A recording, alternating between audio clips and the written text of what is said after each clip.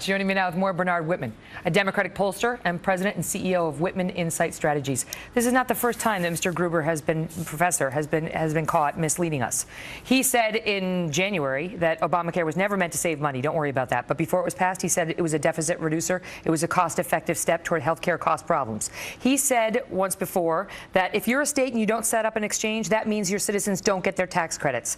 Then when the states decided not to set up exchanges and to go on healthcare.gov and said we want our tax credits anyway, he said, here you go, you can have them. Forget all that stuff I said before. Now he comes out and says, oh, all the stuff we said about taxes, that was BS. And this other stuff, it's all BS. We had to do it because we had to get this law passed, and sorry. You know what it proves? It proves that Gruber may be a decent policy expert with respect to health care, but he's a political idiot.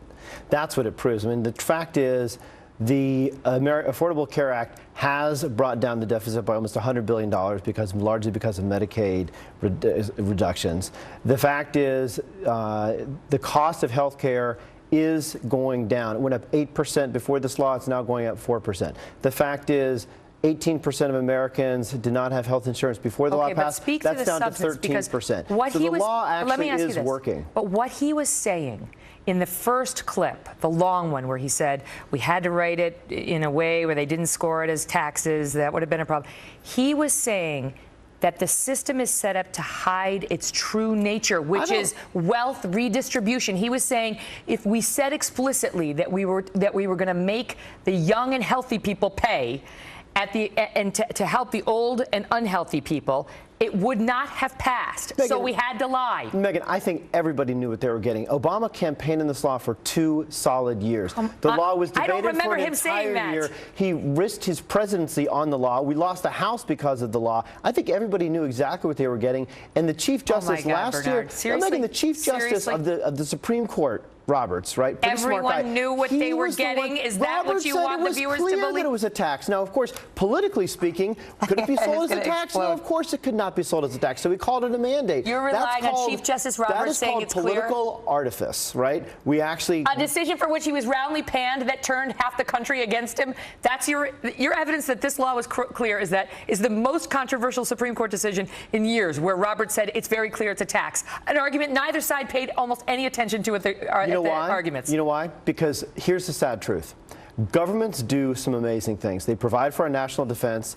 They build roads and bridges. They make sure that we rely on people that lie to our faces, like Mr. Gruber. And with the ACA, they make sure that tens of millions of Americans have health care coverage. No matter what. That can't afford it. The 8 million people that can't afford health care actually have health care. The ends justify the means. No, I'm saying that taxes are necessary to pay for things that government should be responsible for. Get out there and make the argument. Get out there and tell us that, Professor Gruber. We don't need to because the law was passed. That's right. Based on a lie, according to this professor, this architect. Based on a lie. He was not charged with communicating the benefits of the law. He was a senior White House advisor on this. He was there policy, 9 times, not Bernard. on political communication. Who do you think he was talking about when he was in that second clip? He's talking about a conversation with John Kerry, with the administration. Repeatedly, he met with them, and the decision was to mislead. No, I don't think the decision was to mislead. I think the decision was, look, you take a policy decision that you want enacted, which is health care, universal health care coverage. We water that down. We enable people to get coverage that ordinarily did not have coverage. 8 million people, in fact, are getting that.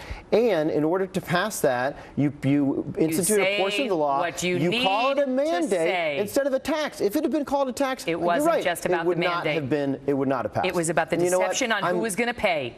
Who was going to pay? It was the fraud that was committed on the young people. That is what was argued before the Supreme Court. The system was set up to hide its true nature. Wealth redistribution. That's what he admitted. I got to go, Bernard. I'm out of time. Great to see you as always. Thank you, Megyn. All right, good. We're taking your thoughts on that.